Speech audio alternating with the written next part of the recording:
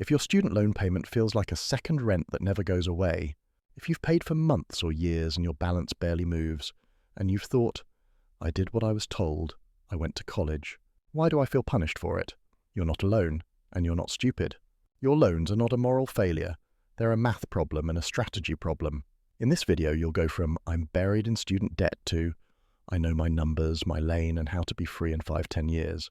Part 2, Know Your Enemy. Alex sits at his desk, white cat asleep beside his laptop. He finally opens his loan details. Several loans, different interest rates, a monthly payment that feels like another bill he never agreed to. For years, he avoided it because every time he looked, he felt sick. But you can't escape a trap you refuse to look at. You need 4 facts written down.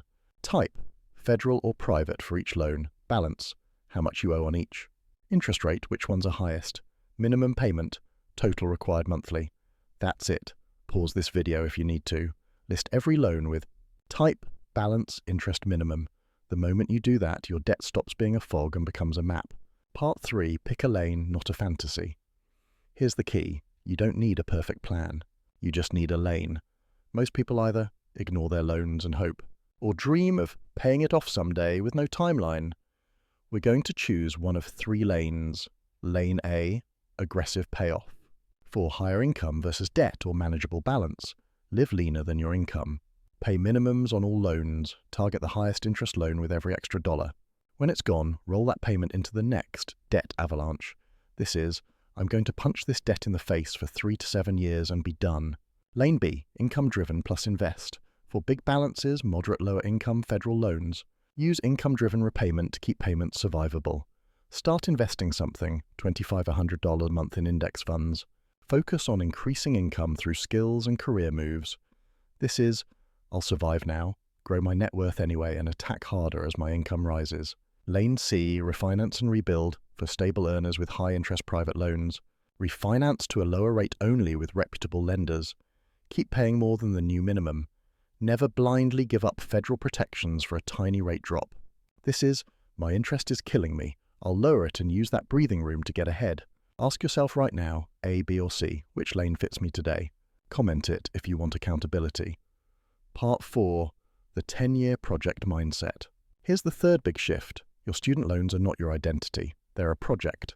Imagine 2 versions of you 10 years from now. Version A, kept paying minimums. Never really tracked money. Never increased skills on purpose. Still feels trapped. Version B, chose a lane, faced the numbers, cut 1 to 2 big spending leaks. Delivery, subscriptions, impulse buys. Found a way to earn an extra $200 to $400 a month. Use that extra to crush high-interest debt and start investing early. Same starting debt, different outcome. If you can, free up even $200 a month. Over 10 years, that's $24,000 to debt or investments, plus interest or growth. Plus the confidence of having a system. You are not too late. You're just early in the part of your life where you take this seriously. Part 5, call to action. If this helped you feel even a little less trapped, comment your situation, less than 20K, 20, 50K, or 50K plus, and your lane A, B, or C. And if you want more calm, realistic help escaping debt and building wealth as Gen Z, subscribe to Confident Wealth Wisdom. Your loans are big. Your capacity to change is bigger. Let's prove that over the next few years, starting now.